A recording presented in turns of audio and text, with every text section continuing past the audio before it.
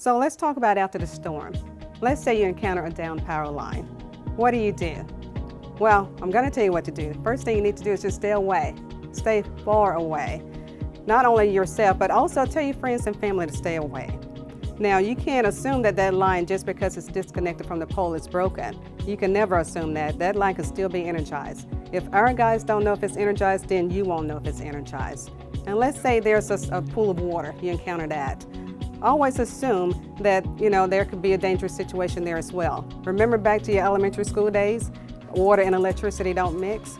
That's still true today, so always keep that in mind. Now, let's talk about generators. Never use a generator in a closed area. Always use it in an open space. Always remember to plug your appliances directly into the generator and never plug the generator into your electric control panel. And to report an outage, you can visit our website, alabamapower.com/storm. There you will find an outage map, which will give you the real-time updates on storm restoration. And also, if you encounter a down power line, please remember to call 911 or our customer service line, which is 1-800-245-2244.